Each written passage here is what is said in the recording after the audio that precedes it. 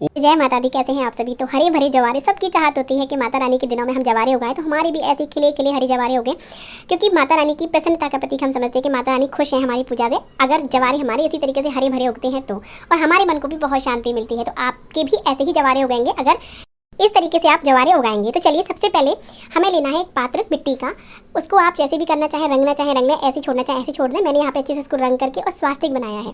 उसके बाद लेनी है हमें मिट्टी। मिट्टी हमारी कैसी होनी चाहिए? मिट्टी हमारी एकदम शुद्ध और सूखी मिट्टी होनी चाहिए, छनी हुई। तो मिट्टी को मैंने छान लिया था अच्छे से सुखा करके, क्योंकि मिट्टी में जो डेले वगैरह होते हैं ना, मिट्टी के जो कंकड़ वगैरह रह जाते हैं, तो उनसे दिक्कत होती है जवारे उगाने में, क्योंकि मिट्टी का ही काम होता है अच्छे से उगाना। मिट्टी अच्छी होगी ना तो जवारे खुद ब खुद अच्छे उगेंगे।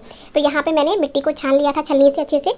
आप देख सकते हैं एकदम पाउडर जैसी मिट्टी लग रही है। तो उसको हमें कर लेना है इस वाले बर्तन में जिसमें हमें उगाना है। तो जिस बर्तन में मैंने आपको बताया से मैंने मिट्टी का बर्तन लिया था, उसको मैंने अच्छे से पीले कलर में रंग लिया था। उसके बाद मैंने स्वास्तिक को माता रानी के टीके वगैरह लगा के तब मैंने इसको लिया है। तो यहाँ पे हम इसमें मिट्टी डालेंगे। मिट्टी में फिर भी देख लेंगे कुछ ऐसी चीज़ें ना हो कि जो उससे दिक्कत हो। तो यहाँ पे मिट्टी हमें पूरी नहीं भरनी है, मैंने आधी से थोड़ी सी ज़्यादा इसमें मिट्टी भर ली है। उसके बाद में हमें देख लेना है कुछ हो ना, इसमें सारी चीज़ों को निकाल देना है, क्योंकि माता रानी के जब जवारे हरे भरे उगते हैं ना तो हमें बड़ा शांति मिलती है, बड़ा अच्छा लगता है।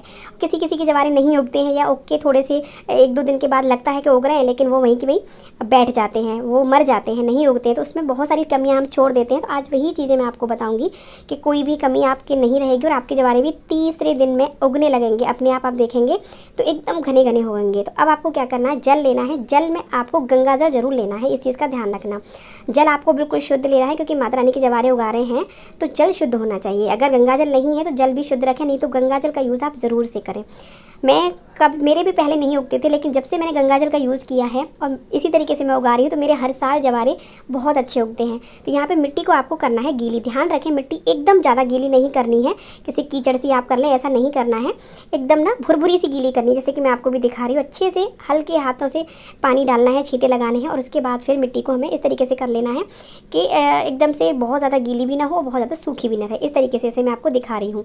इस तरीके से आपको मिट्टी को कर लेना है, क्योंकि मिट्टी में नमी बनानी है। हम मिट्टी में नमी रहेगी ना तो जवारे हमारे जल्दी उगेंगे। तो यहाँ पे देख सकते हैं इस तरीके से आपको मिट्टी को कर लेना है जैसे मैंने की हुई है।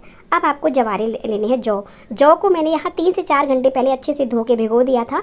जौ आप पहले पानी में धो लें। ऊपर ऊपर वो गंदे वैसे होते हैं ना, जो थोक होते हैं, थोक वाले, वो निकल जाते हैं और नीचे अच्छे से बैठ जाते हैं। तो 3 से 4 घंटे भिगोने के बाद आप जवारे बोएंगे ना तो बहुत जल्दी जवारे हमारे उगते हैं। तो यहाँ से मैंने इस तरह से इनको भिगो दिया था। उसके बाद आपको पूरी मिट्टी में इस तरीके से जवारे चारों तरफ अच्छी तरीके से फैला देने हैं, पूरे कोनों में कहीं भी रह न जाए, अच्छे से इसको फैला दीजिए जौ को। तो जौ को आपको ये ध्यान रखना है कि जौ एकदम वैसे जो थोते होते हैं ना, वो नहीं होने चाहिए। उसके बाद में आपको ऊपर से एक लेयर मिट्टी की पतली पतली लगानी है, वही जो हमने सूखी मिट्टी बचा के रखी थी थोड़ी सी, उससे हम इसके ऊपर एक पाउडर जैसा, जैसे कि आप देख सकते हैं मैं वीडियो में दिखा रही हूँ, उस तरीके से आपको ऊपर से डाल देना है मिट्टी को। बहुत ज़्यादा नहीं डालना है कि बहुत ज़्यादा मोटी लेयर करनी, पतली सी लेयर करनी है। बस थोड़ी सी ढक जाए हल्के से, और ज़्यादा भी ना ढके, नहीं तो फिर जवारे टाइम लगेंगे उगने में। और हल्के से छींटे लगा देने हैं जल के ही, ये देखिए इस तरीके से कि बस हल्के से भीग जाएँ, तो इससे हमारे जवारे बहुत जल्दी उगेंगे। तो यहाँ पर देखिए आप देख सकते हैं मैंने छींटे लगाई तो बहुत ज़्यादा नहीं ढके हैं जौ, लेकिन हाँ थोड़े से ढक चुके हैं। तो इस तरीके से आपको छींटे लगा करके इनको रख देना है। तो यहाँ हमारे जौ का ये काम तो ख़त्म हो गया, जौ बो चुके हैं हम।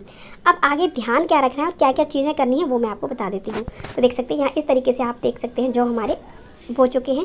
अब आपको जहाँ भी माता रानी की जगह पे स्थापित करना, वहाँ स्थापित करके आपको क्या करना है, ये लीजिए ढक दीजिए। और अब आपको इस पर ढकनी है प्लेट पे भी आप अच्छे से स्वास्तिक बना लीजिए। ऐसी प्लेट रखनी है जिससे कि अच्छे से कवर हो जाए। तो प्लेट पे भी आप स्वास्तिक बनाइएगा। देखिए पूजा पाठ की चीज़ों में विशेष ध्यान सफाई का रहना बहुत ज़रूरी है, साफ़ सफाई और शुद्धता का।